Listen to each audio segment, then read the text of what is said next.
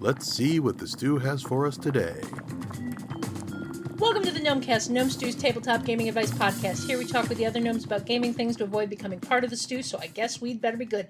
This episode is brought to you by our awesome Patreon backers like the captivating Carla Everson, Bob's mom, the dutiful Doug Roz, and the singular Craig. Today we have myself, Ange, along with Jared and Senda, and we're going to talk about the necessity of gaming online considering the world's current situation. Before we dive into that main topic, though, I want to go back a little bit in history and ask our Get to Know a Gnome question. What was your first experience gaming online like? I'm going to go with Jared. Okay, well, I jumped into the deep end with my first online gaming experience, and I immediately started running Marvel Heroic through Google Hangouts and streaming it to YouTube right off the bat. Wow. Because when was this? Oh god, this was back when Marvel Heroic was fairly new, so there was not a lot of pre-existing online gaming content at this point in time. It was like right before that everything kind of, the floodgates kind of opened up with that. And the thing was, you didn't even see many people using Twitch to do this. It was like, oh yeah, you can stream this directly to YouTube from Google Hangouts. Google Hangouts will be around forever. This works so well. Oh no! Oh. But there is actually a record of my first session on my YouTube channel with me running Marvel Heroic the very first time. So if you want to see how awkward it was, it's right there. Senda, how about you? So this is really interesting because I have like 3 different stories and I'm trying to figure out which one counts. So the very, very, very, very, very, very, very first time I ever tried to play a game online, my favorite GM in college was like, when he left, because he graduated before the rest of us and the rest of us were still there, he was like, I want to run a game via text. And we were like, okay. And then he was like, cool, let's do it. And then we tried it. And the rest of us typed so much faster than he could respond to all of us. Then it lasted like one hour session. And he was just like, no, we're done. I can't run this by chat. Y'all are too off the wall. And we were playing, D&D 3.5. So like he had a lot of things that he needed to manage. There are plenty of games that you can play effectively by text and chat. That's just a hard one, especially like real time live. There are 5 people typing at you. And as the GM, you're trying to type back at all of them. So I think that was probably my first one. And then I'm going to skip over the middle one, which just encompasses when I learned that you kind of all have to be present or y'all have to be online to really be effective, because I had weird experiences with like 4 of us are here in person and 1 person is there by computer, and like the delay is a thing. Yeah. Like it just doesn't, it's a thing. And then I ended up playing a Pathfinder campaign for several months via Roll20 before doing some games online myself for the first time. And an interesting game. What about you, Ange? Yeah. So I, technically, I guess you could say, I kind of discovered mushes in the early mid 90s, and that taught me how to type really fast. Oh yeah. And then I found EverQuest, and while neither of these things is tabletop role-playing game, they put me in line to find people in EverQuest who wanted to play D&D together. And so some folks in my guild were like, let's play D&D. And so we had a short campaign that we played online. I do not remember what the name of the interface was, but it was a virtual tabletop where we had a map he could set up and put stuff in and prep it up, and we could roll in the interface, but there was no voice.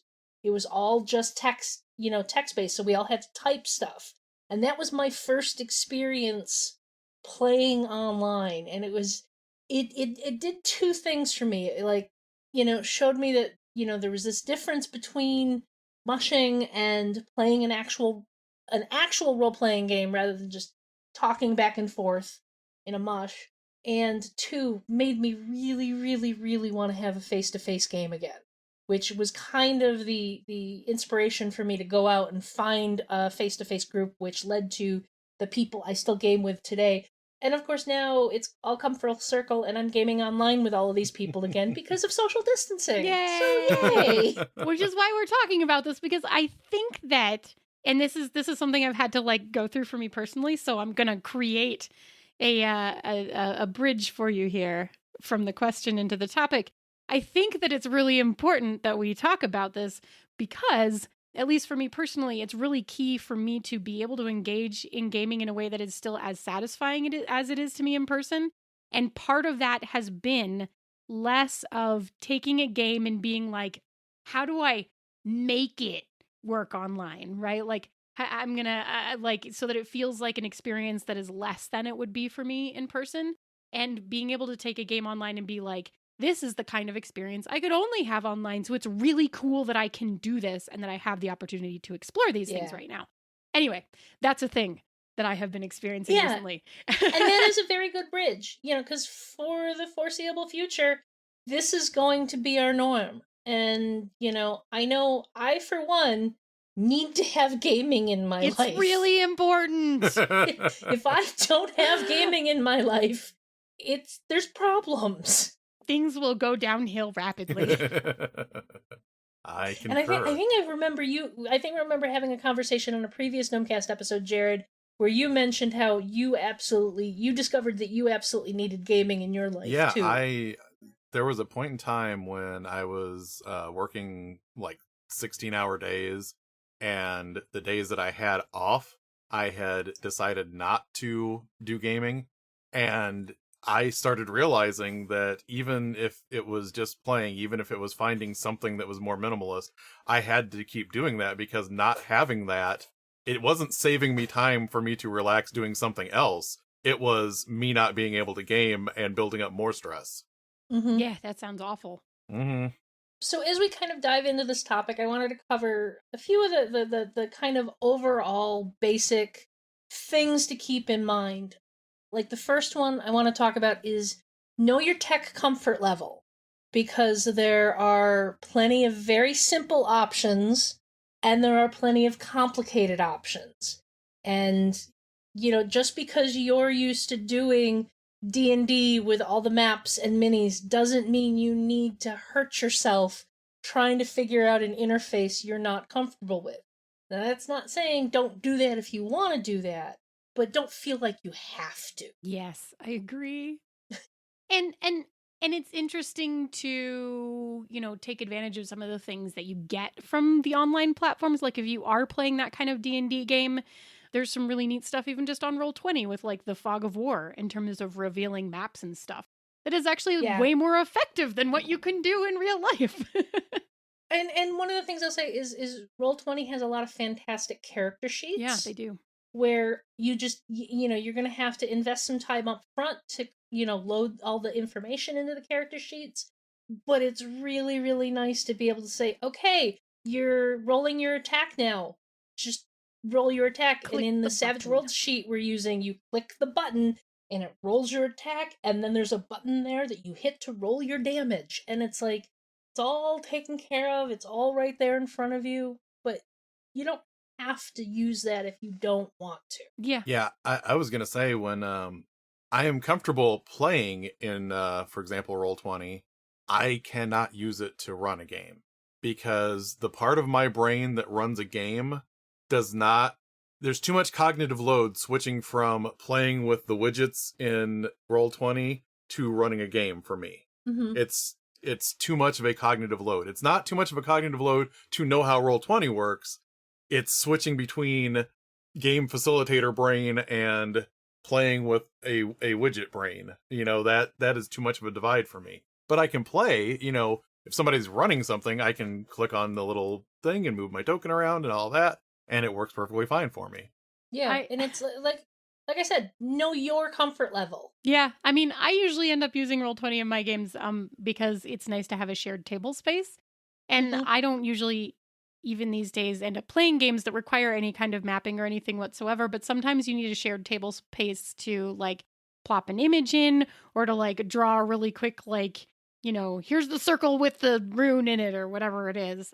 And having it in that way works for me the best, because I'm not trying to deal with too much technology at the same time, which is cool. I have a a friend is running a Mutants and Masterminds game for us right now, and Mutants and Masterminds is not it's a I know that superhero game players will go, well, it's not Champions or anything like that, but it's still a relatively crunchy game, Yes. okay? Yeah. And we've honestly just been going into Zoom. Yeah.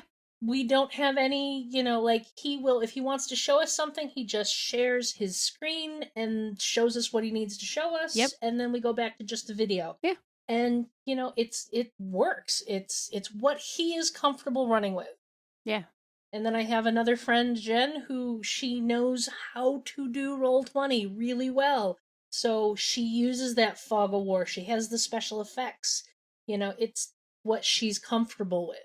So in this time, make sure you get your gaming in, but don't try and break yourself by doing something you're not comfortable with. Yeah, no extra pressure is necessary. Yeah. The second thing I'll bring up is be prepared to be patient with technical difficulties, especially when gaming online for the first time for some of your players. Yeah. I know I started, when this all went down, my one friend had been running us a D&D campaign, and he works for the Department of Health in the county. So we very quickly realized that he was not going to have the bandwidth to keep running his game. So I stepped up and offered to run a Short Night's Black Agents campaign, which I had already set up in Roll20 for another group I ran it for. And for that very first session when we were going to be making characters and getting started, I planned for at least an hour and a half of technical wrangling and getting everyone on the same page, seeing if we could use Roll20's video and voice interface, or if we were going to have to use something else, and it was funny because my friend's wife kind of came over behind him and she's like, you guys aren't playing yet? And he's like, well, we're still kind of working things out. And I'm like, I planned for this. I knew this was going to happen. Yep. Yeah, we ended up, one of our games, actually both of the games that I'm running, I'm doing through Discord. And part of that is because one of our players, the only way he can get on is through his phone. So because of that, Discord works way better than any other platform that we're going to be able to come up with, because it's using less of his data and everything like that. So that was really a practical situation there. But then I had to go through finding some dice rolling things so that, he could put that on there, and making cheat sheets for people to be able to read that. And then through game sessions, even when things are going great, there's been a few times where Discord just kind of drops out for a few minutes and we'll have to recap what happened. And it doesn't happen often, but maybe a couple times in a 4-hour session. So it is a thing you need to get used to when it's going to be your primary means of engaging with a game. Yeah. Yeah. My one friend that is in both the Night's Black Agents game and the Savage Worlds game, we've taken online out of, meat space, so to speak. He discovered that his computer doesn't like his computer is old enough that his Chrome does not like Roll20.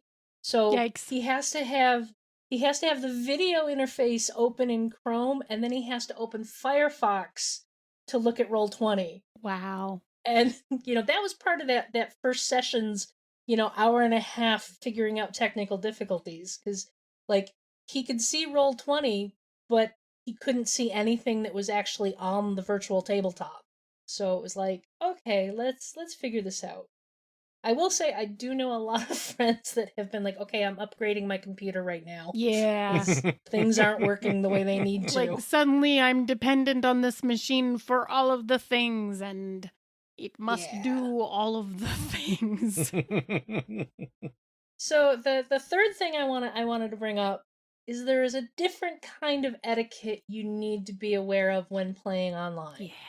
Because it is very easy to talk over one another, to have your audio difficulties adversely impacting everyone else. There's just different types of things you need to be aware of when interacting online. So I want to jump in on that because I just recently played a game that was written to be played online, which was really interesting because one of the things that you gain, and this is why this is connected from being online and playing in something like a Zoom, is that you have a host who can in fact mute other people, right?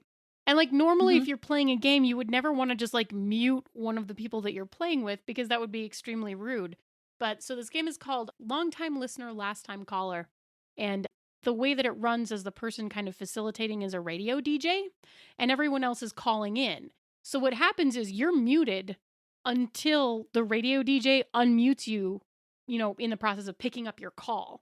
And then when he hangs up the phone, whenever he wants, you're muted again. No one can hear you.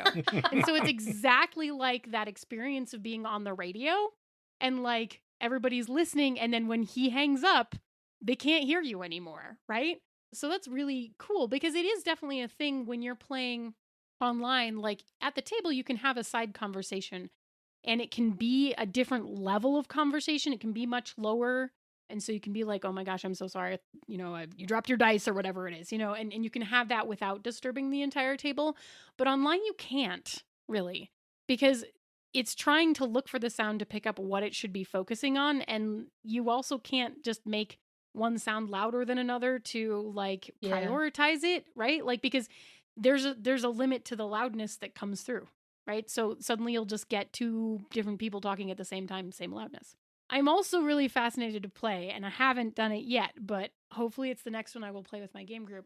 I've just discovered a term, and I'm probably way behind on this because I'm reading up, and like other people have been using this for ages, but I'm like still new to LARPing. So it is live action online games, so LAUG, I guess. And I have not heard that before. Right, I just found it recently. So there's one from the Golden Cobra. I think it was a couple years ago, maybe, or maybe it was last year. I think it might have been last year. But it's called Are You There, God? It's the quarterly report. And you're playing as angels and you like are, but in like a business meeting, right? So it's like the setup of a Zoom business meeting, but you're angels. Your special powers are things like being able to like, oops, I thought my mic was muted, but it wasn't, and like make a bunch of noise over other people to like distract them or so other people can't hear them. Like, so it's like you're actually specifically like using those things that are really impolite or like, oh, I thought I was muted, you know, right? Like, oh, my Wi-Fi went out. Sorry, I disappeared for 2 minutes, but you just like kind of get to determine when it happens so that it's most advantageous for you or most disadvantageous for your, you know, nemesises. So like, I don't know, those are really cool things. And it's interesting to me also then to basically take the different etiquette that we have to play with online, which is being very aware of not talking over each other and, you know, wearing headphones so there's no echoes and like dealing with all that stuff and like making it part of the game in a cool way.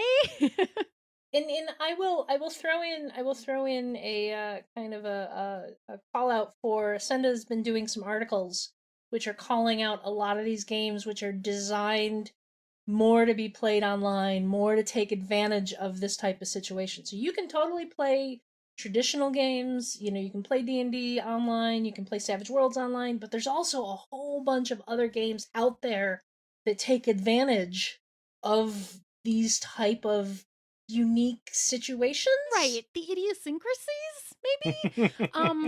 It's definitely a thing that I think, like I said, kind of towards the beginning, like I've been looking for this stuff that is like, you know, this game was intended to be played this way. And so I don't feel like I'm missing anything or having to make up for anything by playing it this way, because this is like literally written into the rules. So that, I mean, that's been for me part of like what I've been diving into and specifically looking at in this situation. But it helps that I don't have an ongoing campaign happening right now, right? Like we were in a space where we were running one shots anyway, trying to figure out like what are we going to play next? What are we going to commit to, right? And we started going into a Star Wars campaign and then we played one session and it was fun and great and then we just kind of didn't pick it up again. Like, you know. So we're doing a lot of like one shots anyways. So it's been a great time to look for and explore those kind of things. I think it's a little bit of a unique situation. A lot of people are moving campaigns online that they've already been playing for a while, right? And then it is about adjusting. That was our Savage Worlds campaign. It technically started as a Fate game, but a whole bunch of us realized we really we weren't feeling Fate as much as we thought we would. Yeah. So we switched to the new Savage Worlds edition, and we've been a lot more comfortable with it, even if it's not quite the same flexibility Yeah. that Fate would have offered. And we basically just switched to playing online. And, the funny thing is with that particular group, even though we had a lot of technical hurdles that first time with putting all of our characters into the sheets in Roll20, we still got about as much gaming in as we normally do because we talk a lot. Yeah. Well, especially right now, I think there's something that actually probably should be said, especially in our current situation. I mean, I'm always an advocate of like leaving yourself a little bit of socialization time around your game time with the people that you game with all the time, because they're your friends and you're going to want to hang out and catch up and see what's been up and stuff. But like, I think right now, because for many of us, this is the most social interaction that we get, is gaming. Yeah. You may want to leave yourself specifically and intentionally some non-game time. Just like assume, right? Yeah. We're going to all talk about, how we're managing work from home and homeschooling and like all of that stuff. We're inevitably going to talk about that for at least 15 minutes before we get anywhere. It's just a true fact. At least 15 minutes. At least. If not more. Yeah. So. Is that about what you've been experiencing too, Jared? What I think's interesting is we usually have a lot of random chatter before the game. And that is true. But it does seem like once we start playing, we're more focused once we start playing than we are when we're face to face. So like we do need to log in that extra hour ahead of time and everyone just like comes up with random stuff that they're talking about. But the game itself feels more like, okay, we're playing now, so here we go. So it's an interesting, it's more like a switch saying, game time on than it feels like even in face-to-face games. Yeah, I'd say that's true because there's fewer like the group playing the Savage Worlds game. It's the we'd play for like an hour and then somebody would get up to get snacks or something and we'd be distracted and chat for a little while longer, and then we'd pick up playing half an hour later, and just there's still that amount of time that takes us to chat and gab and all that beforehand, but there's fewer interruptions once we actually start playing. There's a really interesting thing. So this is just kind of on a meta level. Like my group now, even though we don't play in Discord, we have a Discord so that we are just kind of constantly chatting as a group. Mhm. So what that does is that means that everybody's dropping in their tiki-talkie videos or whatever it is. It's my new favorite thing to call TikTok tiki-talkie. I don't know why.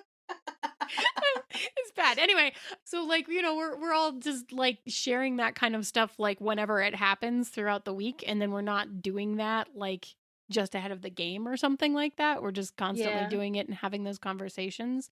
And it is also funny because we also just started a play-by-post campaign that just sort of mumbles along at whatever speed it goes, right? While simultaneously we're still meeting on our normal schedule to actually do quote face-to-face unquote gaming such as it is at the moment. But like it's interesting. Like I don't know, it's interesting the ways that we're just branching into more, but like also that like having the Discord means we touch base for that like 15 minutes or half an hour, and we do meet earlier than the game start point, right?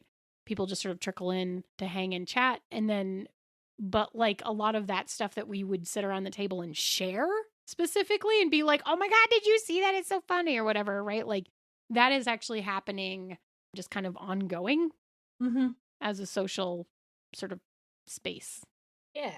In our Discord, our groups used to, after our games would wrap up at the game store, we would end up talking out in the parking lot because often our game would run up until the end of the night, and then we would talk out in the parking lot. Get out! Game store owners like, get Yeah. out! So one of the sections in our Discord server is now called the parking lot, and that's where Nice. people post memes and say random stupid things, and so that is something that we built into that Discord.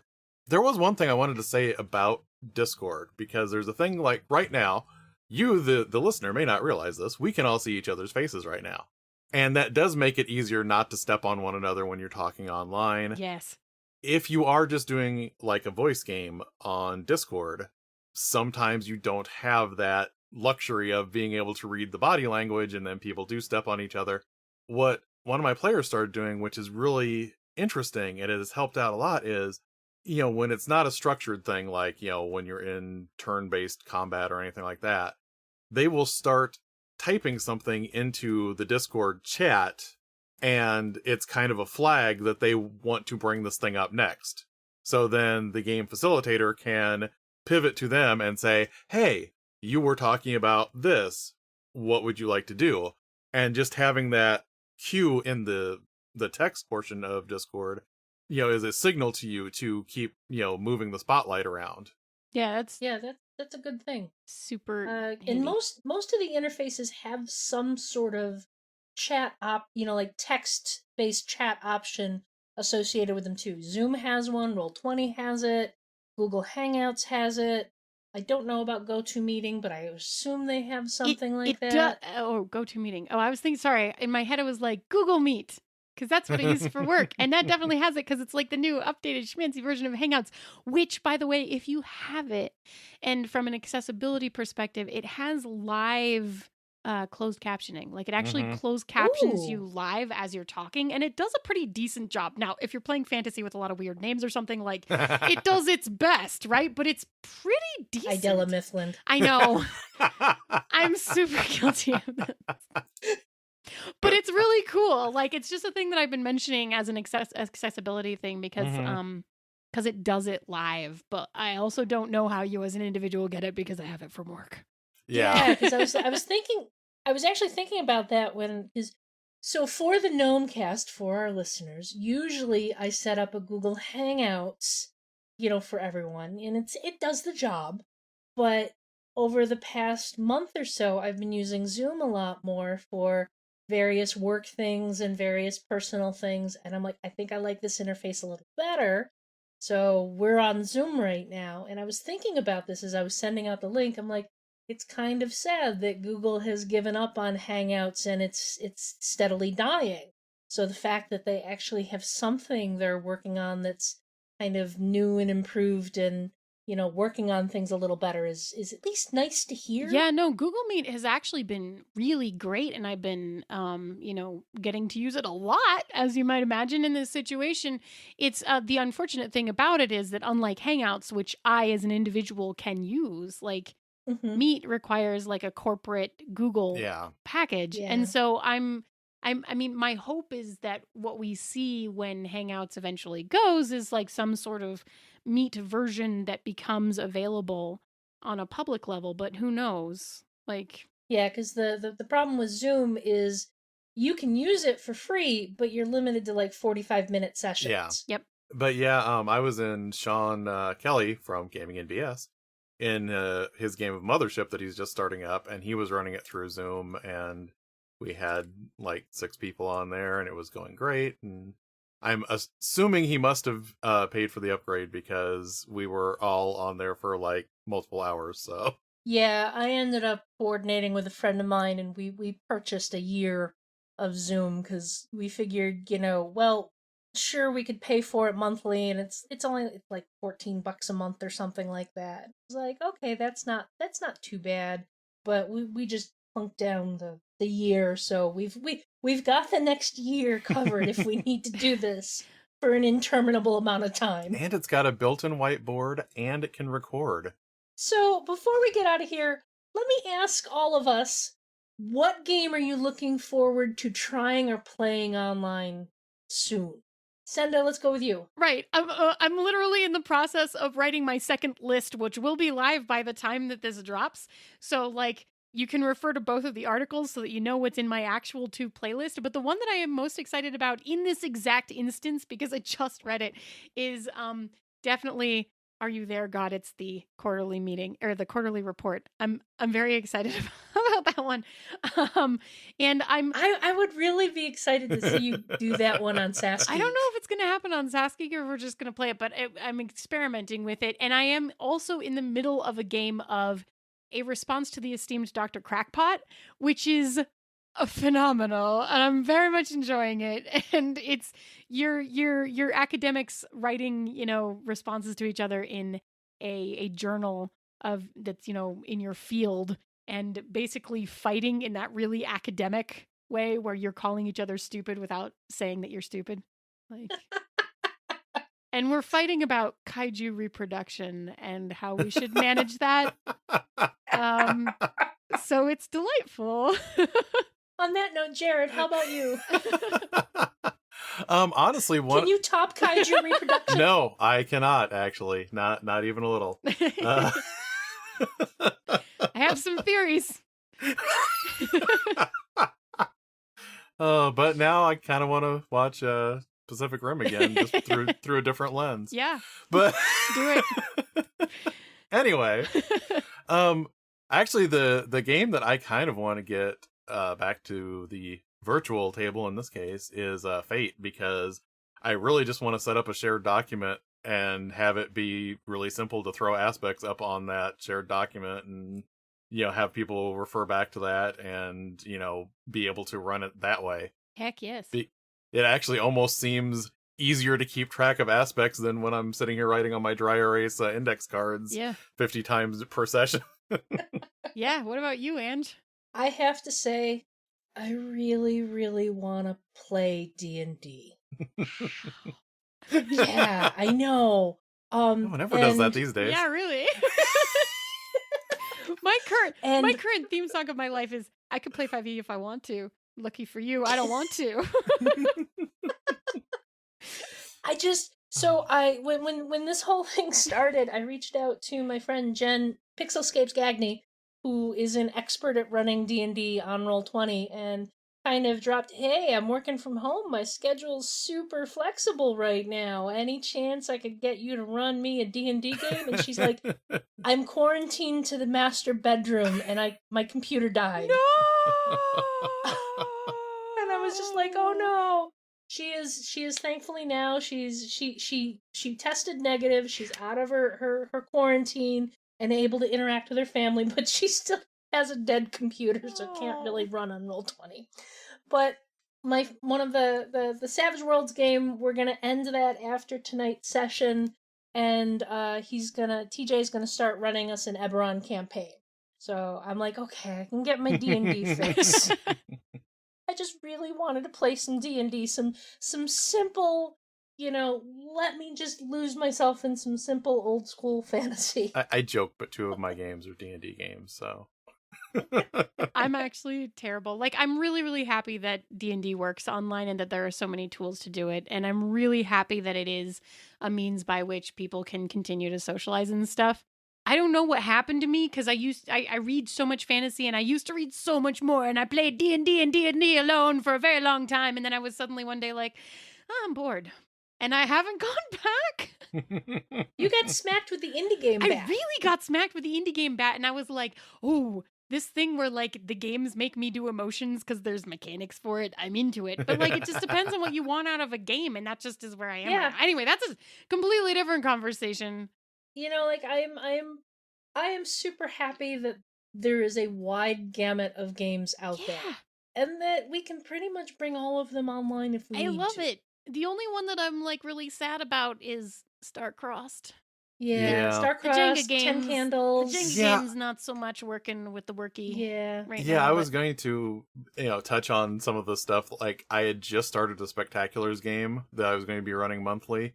And that game is very widget heavy because you build your character by putting cards onto a template, and the initiative is card based, and you can swap the card directions because like people with speedster powers move things up and back. So there's just a lot of physical engagement with the components, and I love that in a face-to-face game, and that's all the stuff that makes it really hard to convert to an online game. For reals. Well, 10 Candles simply wouldn't work. Yeah. Online, you really need to be face-to-face to play that one. Dread, Star-Crossed, anything with the Jenga tower. Yeah, the things is there's actually so much cool stuff that we're exploring with how physically interacting with objects can enforce the tone of a game. Mm-hmm. But we just kind of have to pivot for a little while and play with the ways that the internet tools can enforce the tone of a game instead. And there's some cool stuff out there because, like Ange said, I'm writing articles about things that I want to play online that push into that space, which is good and fun.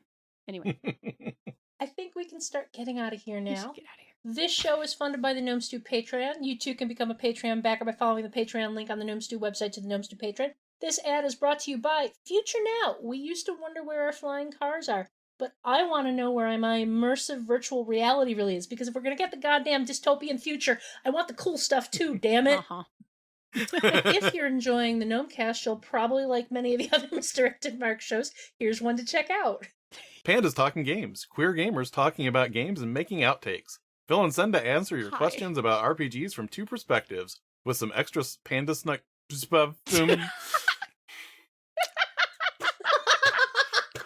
You're having a 7-take Senda moment. It's okay. Just go with it. yeah. That's You the can thing. See, I rewrote it just to make next time I'm going to write a tongue twister.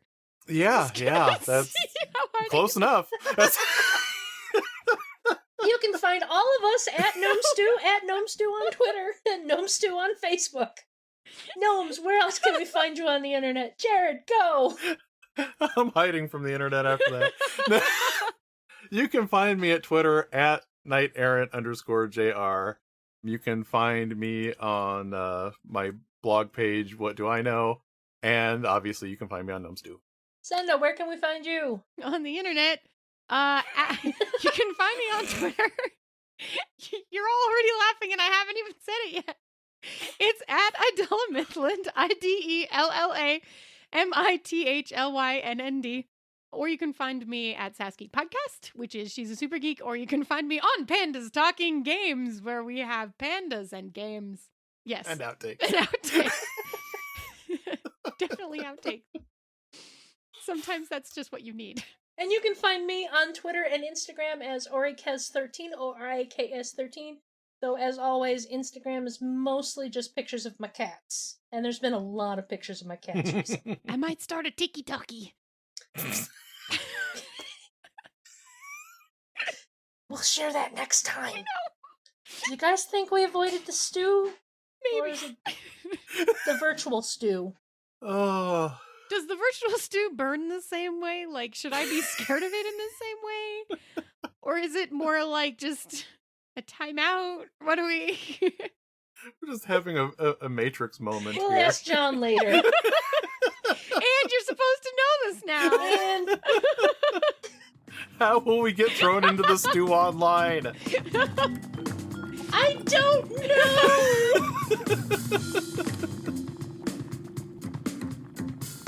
Gnomecast is hosted by Misdirected Mark Productions, the media arm of Encoded Designs.